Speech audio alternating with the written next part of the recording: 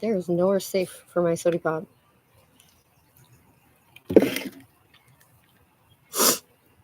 Done and done. Fucking so slow.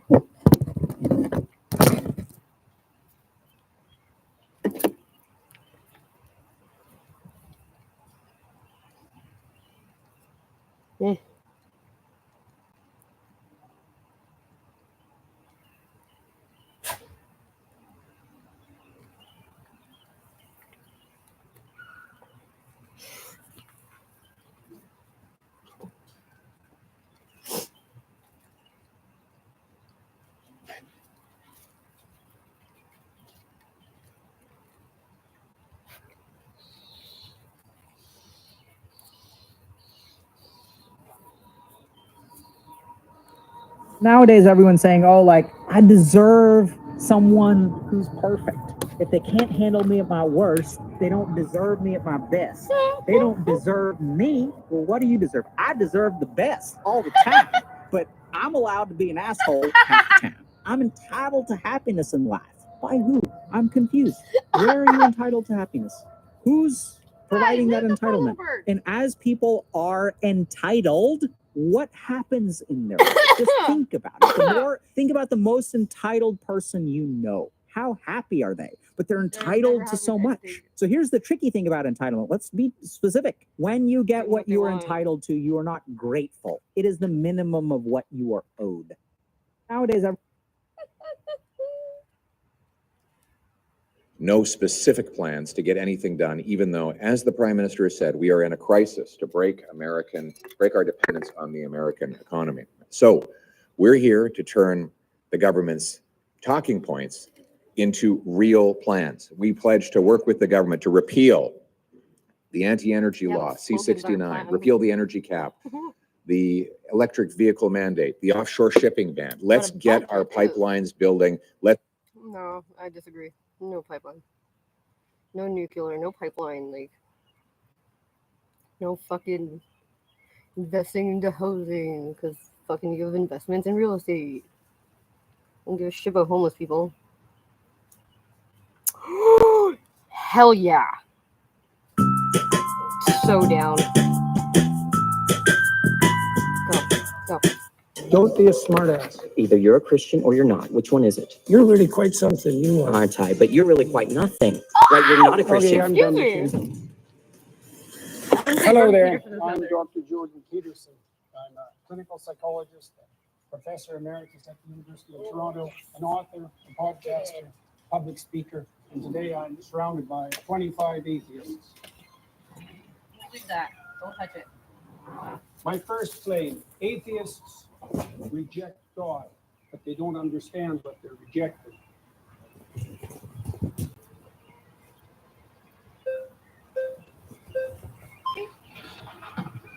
Good afternoon, Dr. Peterson. How are you doing? So this claim here, atheists don't know what they're rejecting. My background is in studying to become a traditional Catholic priest, daily mass, daily rosary, going on long retreats, deep into the magisterium and biblical hermeneutics. I was thoroughly in it. And it seems like I do know what I'm missing. Is there something that I missed over years of study, both formally and living out religion so deep? Well, you obviously feel that you missed something when you were practicing for the priesthood. Your aim was off then. So there's always the possibility that it's still off now. What was off about my aim in the first place? I don't know. It might take a long time to figure out. Then it seems kind of like this no true Scotsman type of fallacy in which you're the arbiter of people's aims and how we understand those aims to be. How is it that you can claim that people don't know something that you know about their life despite not having met them? Well, it's obviously a generic claim, just like the atheists claim that there's no God. It's a generic claim. In your case, it would have to be specified more, and I'm not claiming to understand what was going on in your mind, but my experience with atheists is that they have a very reductive notion of what constitutes God, let's say in the Judeo-Christian tradition. And they've often been hurt by someone who is religious or by the religious enterprise. That you have a reductive view of what atheism is. You've defined religion so broadly to include any sort of having human life, any sort of cultural archetype or having an ethical substrate. And atheism is used a very specific type of like three people in the world that are these installment type of, they want to give something you have to go through.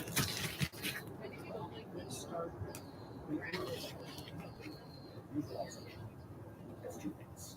One, it actually affects your biology, and two, it actually affects your performance. Numerous studies that show that visualizing yourself getting better healing actually help increase your rate of healing.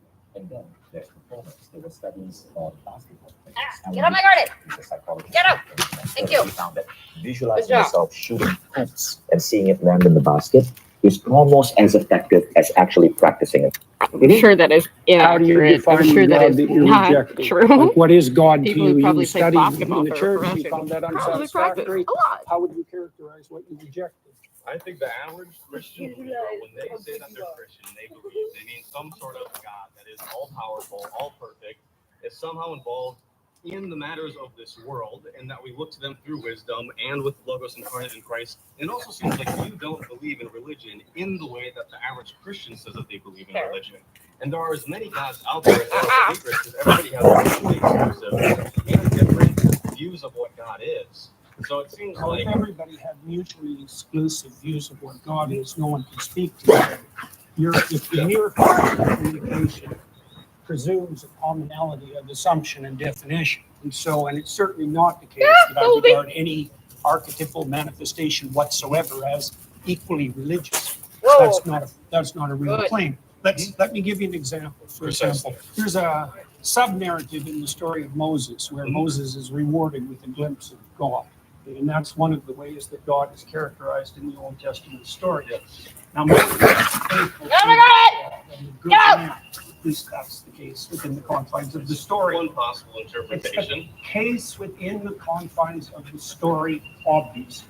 But Well, doesn't obviously. there? When we look at the Bible can't precisely say anything because there are so many different exegetical and hermeneutic views of this particular book, and that everybody has agreed everybody has disagreed historically on. It seems like even the most benign detail about a book this big, it seems like you can only say that the Bible says something if you first presuppose that it's univocal. So your claim essentially is that Moses takes the place of Mary fulfillment, or is irrelevant? Because the alternative is that we do that. Because we can't talk to Did you creep on me from over here without even being tied up? From the perspective that there are I say, hey. competing claims, then I can't speak with you. So we also have a short time here, so I want to get to the core of what Dude, you're arguing. okay, so we work for that Chinese lady. What I'm arguing Let's is go. reject. So I'm trying to give you an example We're of from what's being Costco. rejected and its complexity. Okay, so God rewards Moses with a glimpse of the divine. So this is a definition of the God that atheists are hypothetically rejecting. A possible one. I said Yeah. I didn't say God. I said That is possible, yes.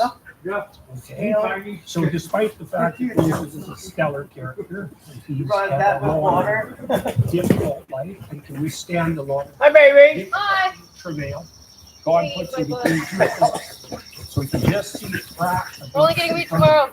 And when God walks out, he sees We back. have weed, don't we? Okay, so the Enough for work implication tomorrow. and implication of that story, How you doing? the divine is fundamentally Oh unknowable. my God, look at this. Clinical experience. What And you do? I went to people the dump, have to be shielded start from dumping the a thing with their huge metal bar, whatever rake they have. And I 6 inches myself, you know, in hockey. Yeah, So I had that much long over there and I did bang! You had all the time with the shovel.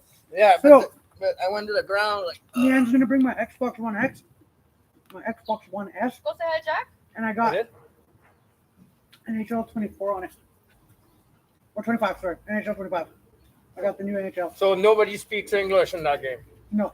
So for 2025, everybody's Russian. Oh, that's fucking hilarious. Pretty Yeah, much, she you know. sent me a bunch of messages. I didn't really read them. Yeah, I know that. I read your messages. Get me Yeah, out. She everybody was- told she- me that she was Christian bashing Bible me, that's stuff all. today. I knew you were so busy. Like I was telling my buddy Get Cody, I out, was get like, out. whatever she's saying on it, it's exaggerated. I What? know, the messages that I got. No, they're true. Yeah? Yeah. Dude, be careful. I know. Get out. Hey, get out of there. I know what's been going on with me lately, Joker. I really do. I really fucking don't, man. Like, not me anymore, bro. Like, it consumed my soul food. Completely consumed my soul. Like, turned me into everything that I fucking hate. Did that to me too? It turned me into a woman beating, manipulating piece of shit. Yo, what do you think he was? Our first 3 months. Me and him, we were fucking throwing down. Like, I just wanted to get out and fucking do drugs. Not even knowing that's that's what what it I was. say. It wasn't even about the drugs. It was spending money. It was just that you had to spend money. And it was like the day before the first, you like, we were in bed at 10 o'clock, and you got my sister and my dad to drive you all in Baytown. Because you were like, oh, my truck didn't. That's not me, man. That's far from being me, fuck. Yeah, but I said that to Leanne too. I told Leanne, like, I'll be back. I need to get my phone. it's not you. Oh, fighter. Like, I don't know what was said to you, Joker, but Just what I said. yeah, a lot of it is true. Huh? It's better that he doesn't have it. I told him, I was like, honestly, I'm surprised you didn't do more damage. With Yeah. that lump sum money, I'm surprised you didn't do more damage. He just relapsed, and it changes you as a person that drug. So I told him he can stay here for a couple of days. Yeah. I like chips. The lady comes out with water and chips. She's Chinese, and then shit goes black on her. Like, oh, Chinese chips, and she's like, they're from Costco. And she goes back inside. Regular tortillas from Costco. Well, Jesus, Jay, you don't have to make everything a race thing. Talk about pulling the black card. It doesn't Okay. always be Derek race. goes, I thought anything to dip with you. I don't know. No, we have nothing. We have no food. No, I'm- I have salad dressing That'll work. upstairs. It'll get rid of some of the dryness. Oh, wait, no, I should be in the fridge. I hope. Yeah, it's probably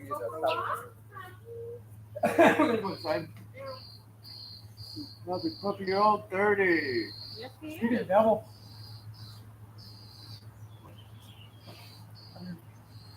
What's that? That'll call you teapot black? Yeah.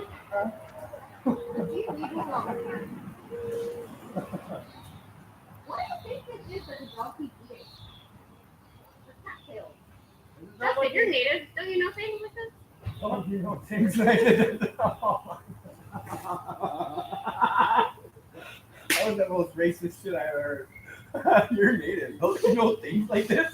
Yeah, but Why do you stay out of the bush? that's why. No, that's exactly what they told me. Wild parsnip. I didn't never experience wild parsnip, but every native person laughed at me. They're like, "Well, why did you stay out of the bush?" I was like, "I don't even know what that means."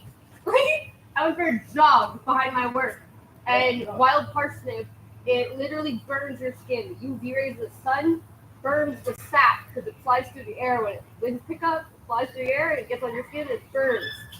So I was like, I'm having an allergic reaction to something, and some native person was like, wild parsnip. Because of my cyanosis thingy I got, it's gone now, but I'm not affected by poison ivy. So I go pick up wood in this little bush place, whatever, on the Toronto Island. I pick up the wood. Everybody follows me. Everybody's wearing shorts. I'm wearing shorts too. I'm good. I get out. Let's go down in the middle of it. Like, you're fucking poison ivy. I'm like, well, it doesn't affect me. Sorry. Like 10 people. Oh, dude. Yeah.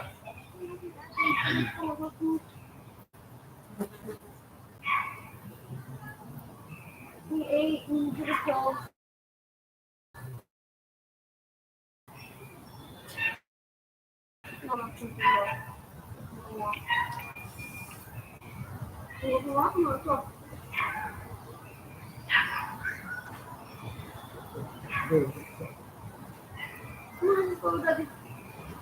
Your dog ripped the bunny ears off. He was richer today. Yeah. This baby little toaster. Apparently she went to Mexico and brought here.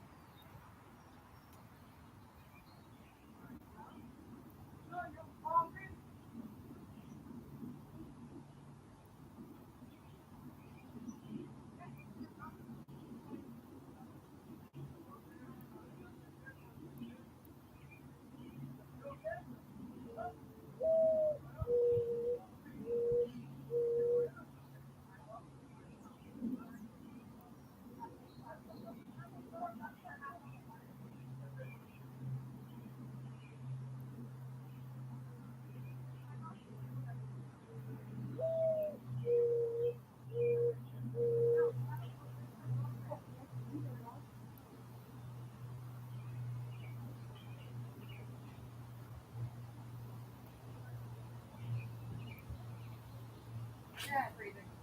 No, you're stuck in here. Get in here.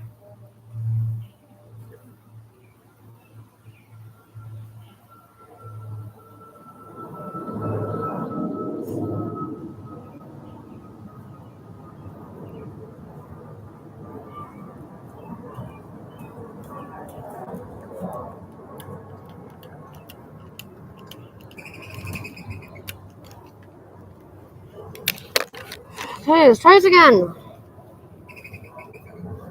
Drop the fucking screen.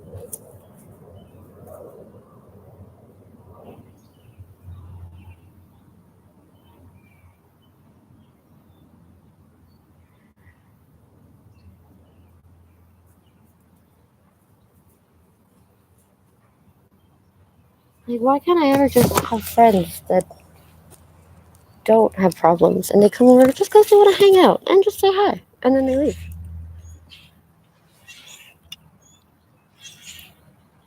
The only reason anyone ever contacts me is because something problem in their life.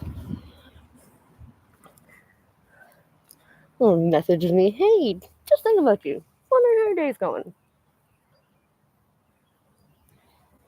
Comprehensive vision of the basis of reality.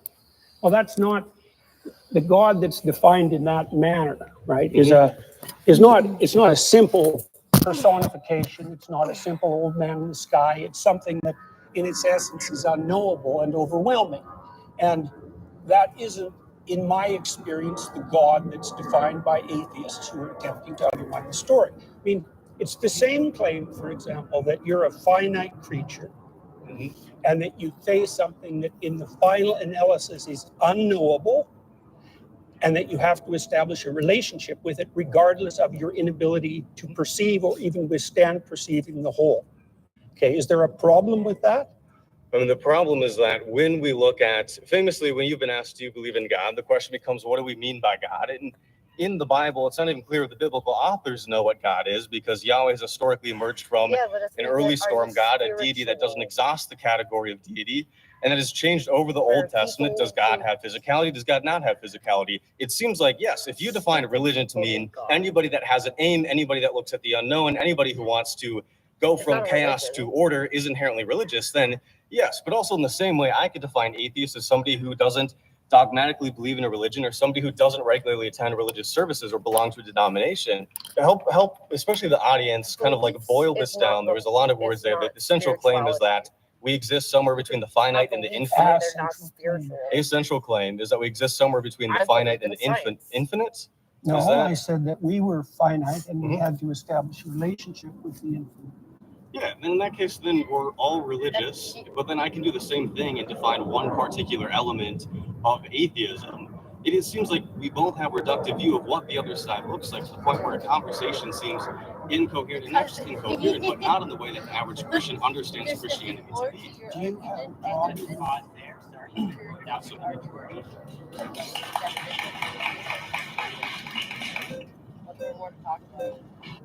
Here's the 2-minute story of how I built a $10 million a year online business and how my mistakes and successes can help you build your business too. Ready? In 2006, I started a mobile bartending service in Orange County, California. It was lots of fun, lots of cash, but also lots of long weekends. So by 2007, I turned my bartending knowledge into my very first digital product, Bartend for Profit. I had purchased a 950-page book on HTML, read it twice, and then went to work building a website and an ebook that 9 months later, after working day and night at my desk, made my very first sale on. Hey, how's it going? Nice to meet you. I was like, Tell me everything that you know about the Polynesian deity Lono, L-O-N-O. I have no idea. I don't know anything about the Polynesian deity Lono. So Who does? you're rejecting something without knowledge of what you're rejecting. You're a fucking moron. I'm not rejecting it. Do No you- more than I'm rejecting do you believe in anything that Lono? I don't know anything I Do you don't believe in know Lono? what it is. I don't know what you're talking I about. Do you fail to believe see that the he is a relevance of deity that. that exists in the world, exists in the universe, that exists in the existence of everything? Do you believe that Lono I'll is answer a that deity? question once you answer my question, which is, do I reject everything that I'm ignorant of? There you Because go. that's your presupposition that undergirds your argument, and unless you can prove that that's valid, then there's no point. My question is quite simple. No, it's arrogant. Yeah, but that doesn't Do mean you it's believe- formulated accurately. Do you believe that Lono exists? Yes or no? No one understands I'm what not you're going to saying. answer that question for the reasons I just described. Because it's a You stupid already question. insisted that if I reject something I'll that show I, next. that if I'm ignorant of something, I reject it. Do you think that everyone in the world has to know everything ask the simultaneously question. for that to be Just valid ask the and question you true? wanna ask rather I than think in fucking- order for your Answer that argument question. to be true, in order for it to be true that we atheists don't understand what we're rejecting, then you need to also apply that to yourself and to Christians and to Muslims and to any other person on this earth I think you're just very argumentative. where if you don't understand what you're rejecting the belief in, then you can't reject the belief in I'm it. not That's gay, the but that's implication not of saying your, I don't I of your didn't claim. say that I gays. I don't rejected the understand belief anything in about Lono. being gay because I'm not gay. I said I It's didn't Lono. know I who don't Lono, believe in gays. who Lono was. Say I'm anything not about gay, so I rejecting. It is know because it. I've asked you But several it's like, times and you haven't. I don't know But anything about let me it. get to my even greater point. Hmm? You're saying atheists don't understand what religion is or what God is in order to be able to reject it fully or completely. We have someone over here who studied it in their own way. I've studied religion. I have a degree in religious studies, Well, there's just one of them. specialty in Christianity and Mediterranean traditions. And further than that, beyond me, Pew Research Maybe my studies face. suggest that atheists and agnostics actually know more about religion and about religious Whatever. stories, the foundational principles, Go back than to Mom's house. believers. That's because they're more religious than they think they are. Okay.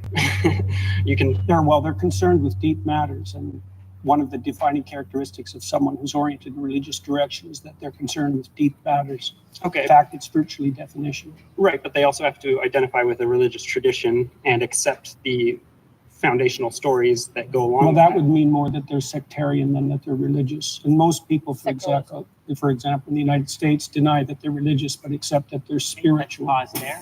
You've been voted Yeah, out by the that's a very majority. good point. Being American means being a good Christian. Aha! Hi, nice to meet you. How are you doing? Good, how are What's your you? name? I'm Greg. Nice to meet you. Greg. Okay, so I feel like you're getting at this idea of polysemy, where we have multiple related meanings for a word, right? Yeah. Like, for example, a famous painting can be emotionally moving in I that think it the changes Western my culture emotional has a state. good And when I history was on the of highway using coming here to the in a studio, I was literal sense physically moving. I was changing my rather than a position. metaphorical. If I said, I believe the Mona Lisa is very moving, and you said, you don't really understand what you're saying, it's nailed to the wall, I would say that you're the one who doesn't understand what I'm saying, not the other way around. And the way that relates to this is there are many concepts of God, and I'll admit, I find a lot of what you say about that interesting. I'm familiar with it.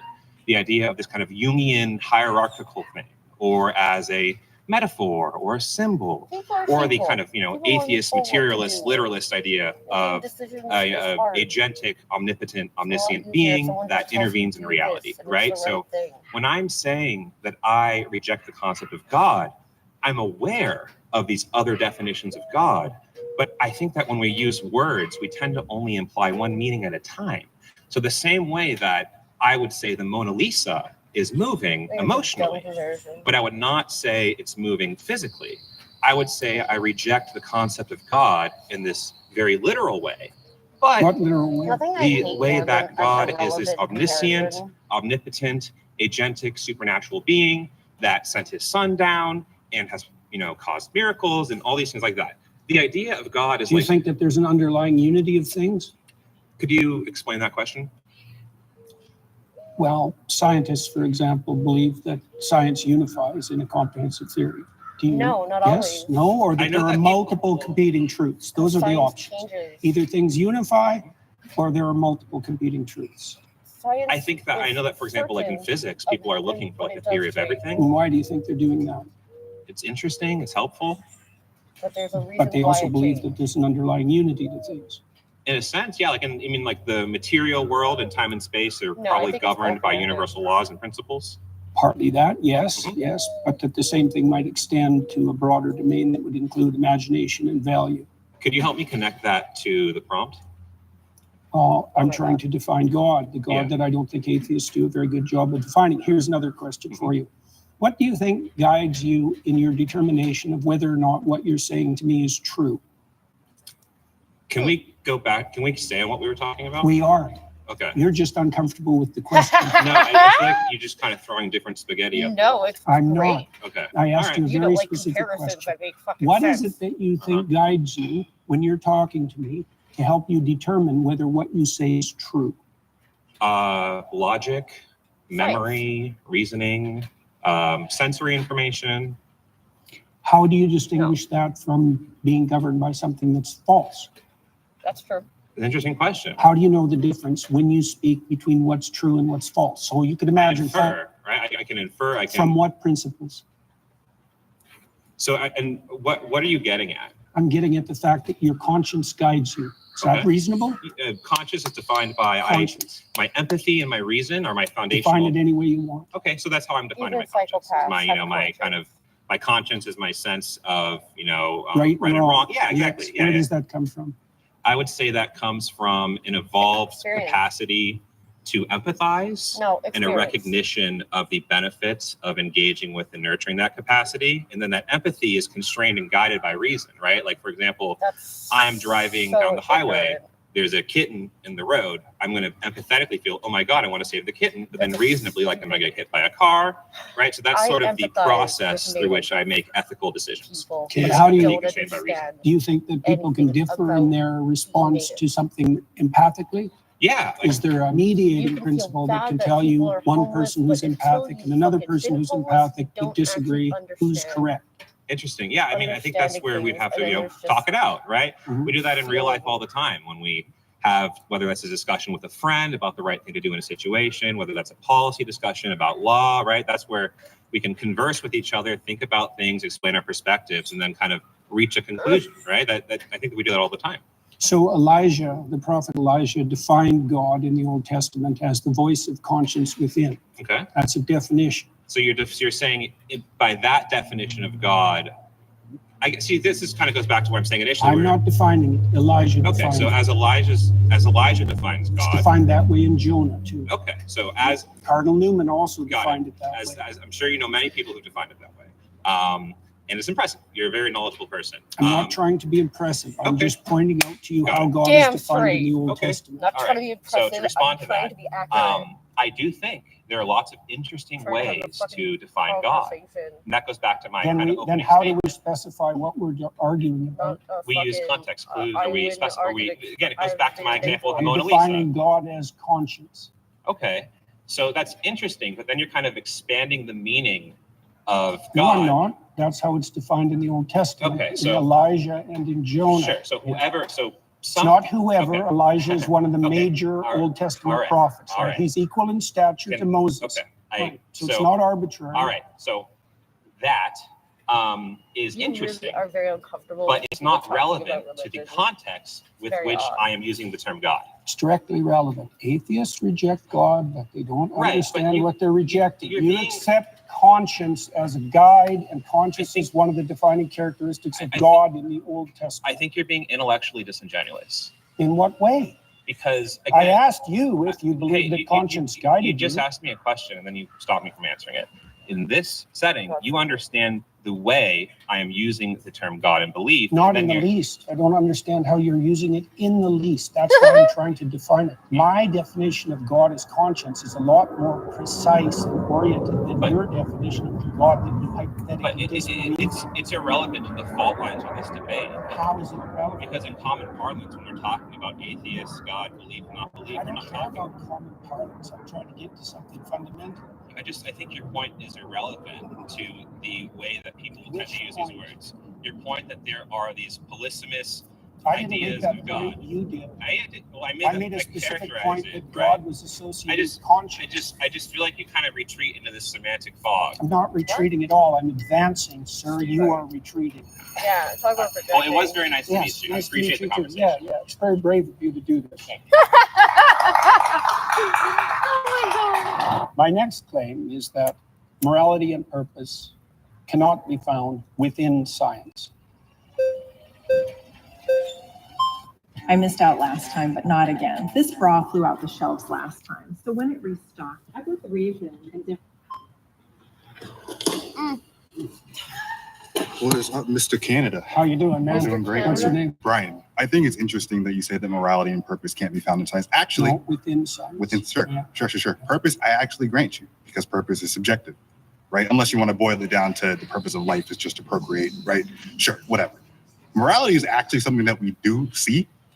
We actually have examples of Neanderthals and older individuals found in the tribe, missing an arm, missing teeth, still alive somehow in his 40s, 50s, right? Typically, you're a Neanderthal, you can't eat, you can't hunt, you die, right? But we know that members of the tribe were taking care of him, right? So we know that at some level, early in our evolutionary history, we actually developed altruism.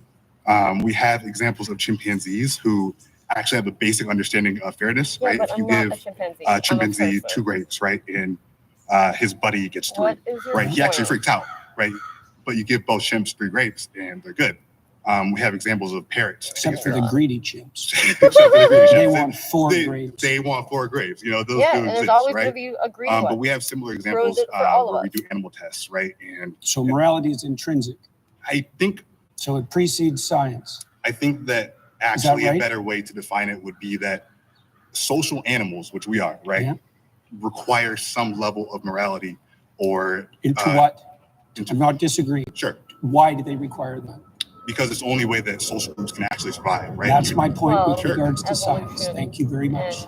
Is that Precisely the point that you just made, that science has to exist within a moral framework that isn't in itself scientific. how's it not scientific?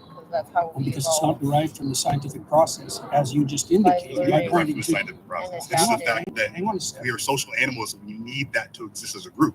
I right? agree. But Sure. You pointed to the morality of Neanderthals, to the morality of chimpanzees. They didn't derive that from science. They don't need to. That's not how That's that my works. point. Science explains it. So you No, just- science doesn't explain morality. it doesn't explain how social animals would need to be. Well, that's a complicated question. Yeah, but we see it though.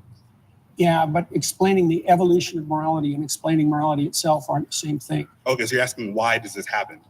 I asked, Well, 'cause we work- yes, that's get more accurate. Because we're social animals. and we Yeah, need but there's to- more to it than that. Is there? Sure. For example, so we're moral animals that have a sense of the future. Sure. Okay, that Well, makes us yeah, unique. because of the And that past. structures our That's why we morality. Oh, learn actually, there are history. other animals that can predict the future. Or Not not predict really. the future. No, tigers. Actually, there was a tiger at the SF Zoo that killed somebody. And so it's Hunting actually animals- At Bandcamp? no. There was a It- no. bear, it Kids had some threw cookies shit at the and it was tiger. right here, The tiger and it actually cookies. plotted its escape, and it found the I'm not kids. saying that animals can't think. Okay. No, but they can predict the future. That's what I'm saying. Well, Say animals And the can't. majority. Thank you, man. good man. Yeah. This is hilarious. This is fucking brutal. The How you doing? ultimate My cringe. name's Luke. Nice to meet Good you. to see you, Luke. So your claim that morality and purpose can only be found in science is a little shaky because I think that your claim is really being framed to be morality and purpose can only be found in religion. Is that how you're kind of framing it? I would say that the domain of religion is the domain of morality and purpose. Yes, Okay. exactly. And also that science is actually structured, at least in part technically, to eliminate such considerations from its purview a priori. Okay. Right? That's why we define science as value free. Mm-hmm. But that has to be wrong because scientists have to prioritize their attention towards something before they can even engage in observation. Okay. And that act of prioritization of attention is a value predicated act. And so we, as I can Hypothesizing, continue, there's all sorts of things we have to assume Yeah. about science before it can take place. Okay, so what I'm specifically pointing out here is about religion in particular, since you yourself are a Christian, right? That's, people debate about that, and I generally don't discuss it publicly. Okay, I That's understand true. that. And me, myself, I am a former I thought he was a young Jew. earth creationist fundamentalist. Oh, yeah. So I have experience in this. I used to run a TikTok Fucking channel big mouthful of words. directed about apologetics about the Bible, specifically in this type of facet with morality, evolution, and such, and going back and forth with that. So in the Bible, it talks a lot about slavery, right? Yes. Yes. So in that, it teaches you how to take care of a slave, rather than saying slavery is wrong. I think No, it it should Yeah, says say but that in in the story, 1970 Moses. something, it says slavery is God said he incorrect. It changed says the it's Well, that's law immoral. why black Moses people. leads his people away from slavery. But why does the Bible predicate and tell And then around people exactly how to 2010, take care of a He slave? also changed his mind Isn't that about immoral? people. Wouldn't you say that culturally we've evolved as a species, 15 years as ago, he said earlier, we were about saying empathy? that the gays Yeah, I were would say having that the sex with reason monkeys and it evolved, was so to causing speak, the away AIDS from slavery epidemic and is they're going to because the rest contaminate of your Islam children. introduced to morality Eliminate and the presumption AIDS. that every person was made in the image of God. When you say slavery itself became immoral, and that was established by Protestant Christians in the UK, who then convinced the UK government for 200 years to go to war on And slavery. wouldn't you say that this is about the cultural evolution of humans in general, rather than just No, I think Christianity? it's the 'Cause- flowering of the ideas that were embedded in the biblical texts Well, across long spans of time. I feel like this is just humans editing based on the cultural evolution. And what do you of mean by morality. just? Just. One night, after staying back late at his clinic doing admin, Dr. Tom was buried alive by cremation bags. It was that Just? Yeah, just humans. Well, humans. Editing. Well, based on culture and history, right? We get better. Well, they and- did do it based on culture and history, but Yes. culture and history have their foundations too. So Well, yeah, but we're talking about slavery. So many people bolstered it based on the everyone, Bible. Based on the that's- Bible, they that's looked at much it and less they true. justified it in the United States and the Deep South. They justified slavery. Yeah, but the based on main the Bible. thrust Yeah, of and then in Protestant thought in 1970 particular something, was we realized stringently that- Yes. against slavery, Which- and it was about the only enslaving the movement in blacks the was history of the wrong, human and we race that Yes. had an Don't do anti-slavery that direction. anymore. Which was driven by Same with the gay humans people. and their That's understanding one of way. They're cool morality. now with the Well, church it too. depends. It's the same with women's suffrage. I mean, women's in the What do you patriarchy. mean it was driven by humans? Humans drove slavery too. Yes, exactly. They So we- there's no argument there. If slavery and anti-slavery were both driven by humans, what does your claim that they were driven by humans have to do with it? evolving There's a morality specific- based on the culture that within the society that they live in. Okay, So fine. with I think women's that did suffrage as happen. well as a very similar topic in the Bible, there are denominations in Christianity such as Pentecostal movement, Uh-huh. which do bolster women to be pastors, right? Which I think that's a great thing to do. But most like to disregard Where do you women. think the idea that human beings were sufficiently equal to all vote and not be slaves came from? Humans. Yeah, but so did the idea of slavery. So did the that's idea of God. fine, but what's your Yes. point? Like, you're not making an argument. You're just saying all thoughts come from humans, Yes. regardless of the thoughts. It's not driven by a higher power. It's driven on our experiences Define as higher. humans, which is what is best for all people. Is it driven by conscience? It could be. Which Okay. conscious is also It something could that has be. evolved over time, and I think that's What's something the that other- does Your evolve argument is with so useless. morality and empathy.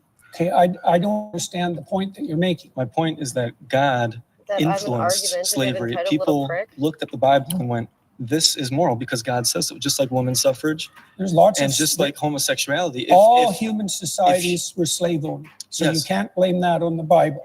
Or if the white. humanity decided, Oh wait, address that first. what about All slavery? human societies were slavers, so you can't blame that on the Bible. Well, you can say it bolstered it.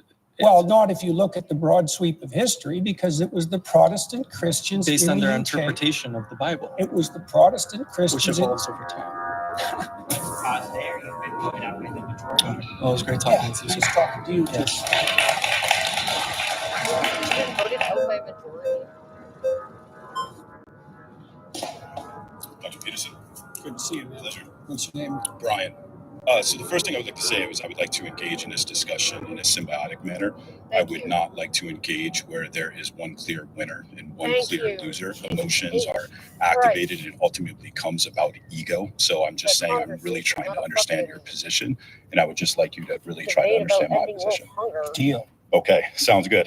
With that, if you're saying that morality and purpose cannot come from science, is the opposite of that true, that morality and purpose can only come from God? That's a way of defining it, yes. Okay, That's right, that's good. So I would say that with regard to the first claim, say, atheists don't understand what they're rejecting. Because I would say, by definition, God is the unity upon which moral claims are based. That's a Okay. definition. okay. If there is a God, what is the purpose of life? Well, in the Christian tradition, the purpose of life is to Beyond definition. engage in voluntary, upward, Take it self-sacrifice beyond definition. so that the kingdom of heaven can be I don't think you're established supposed on to be able earth. to define it, and that's So what you're makes trying to make it to so heaven and avoid hell. Great. Yes, that's a Okay. good way of thinking about What it. is the purpose of heaven? Do you understand? Well, so here's the deal. At We minimum, can get it's into the an opposite infinite. of endless suffering. How about We that? can, okay, and so should we not try to achieve infinite suffering on planet Earth? And if we can achieve infinite suffering on planet Earth without God, avoiding it, if we can do that without God, then does that defeat your claim? Yeah, some people can't do it without Well, God. Some yeah, people are except that it doesn't. You circumvented my initial definition can't because I said that people who by are definition, divine. God was the unified source of morality. And so if we engage in a moral exercise, And when you're talking about morality, though, when you really reverse engineer it and you get it down to its root, you're a psychologist. It really seems like it just has to deal with motivation. People are saying there is a God, there it's is more specific than that. Well, so let me ask you this. So if there is a God and there is a moral code and it doesn't come at your benefit, are you going to follow it? It depends on how you define your benefit. If it's going to come at your expense, would you still Define follow your it? If God came down and said, here is my moral code and you should follow it, but even if you follow it, you are still going to end up in hell. That's a good Are point. you going to follow it? Well, Like that was people the who question that was die put to from Job not taking and cancer Christ, treatment because they think God's going to save right? them and they end Because up they dying. were required. Hang on, I'm answering your question. They were followed. They were required to withstand Listen to Megatron trials say, that give would them break money, plant anyone seeds and shit, maintain their like- upward orientation regardless. And they did that with Yeah. the motivation of believing that this omnipotent, all-loving God would somehow turn it into a benefit. So they still did it solely for their benefit. So No, when you, not well. yes, Let's they define. did. Yes, hang they on, did. hang on. If- Let's define benefit. Like, if I did something for your sister, would that be to your benefit? Like, how are you defining your benefit? Do you mean one of your Everything is whims to someone's gratified benefit. now? That's Or do you reality. mean you and everyone you love and know over some reasonable span of time? What do So you mean by when you? you're talking about whims, I think you're talking about something that's more dopamine. When you're talking about morality, you're talking about something that's more serotonin and more ultimately satisfying. So you and I agree on a lot. I mean, when it comes to talking about how men should be masculine and things of that nature, you and I are 100% in agreement. We just don't agree on the justification that God is the only thing that provides morality. It's not a justification, it's a definition. What's the difference then between a definition and a justification? I mean, it's ultimately No, I see. psychologically the same thing. Well, we have to define what we're talking about before we can just debate. Okay, well, so And here's so my I position. said that God, among other I'm things, actually a non-theist. I'm not an atheist. I believe the human condition is one of uncertainty. And what that means is that I don't believe that you can conclude there is a God with certainty. And I don't believe that you can conclude that there is a God without in the same position. Now, with that, I don't care. I still wake up every day and I have motivation to be a moral person. define moral.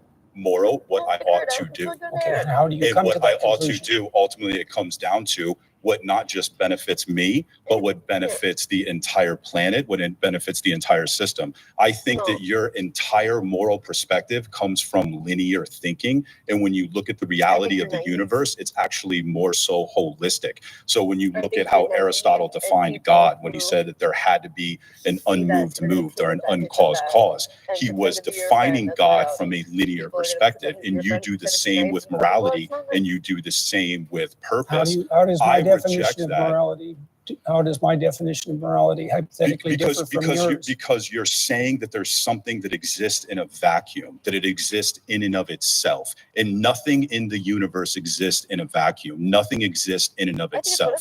It's a whole systems-based morality. It's a systems-based reality. Is there a And that hierarchical is what the structure? quantum Is there a hierarchical structure? Are some things more important than others? are some things. I think that some things lead to more benefits than Then, others. by your own definition, some things are more important than others. Yes. Okay. Sad What reality is that there, things you've die. been voted out by the Things get old, majority. things die, and it's sad. That's according to reality of life.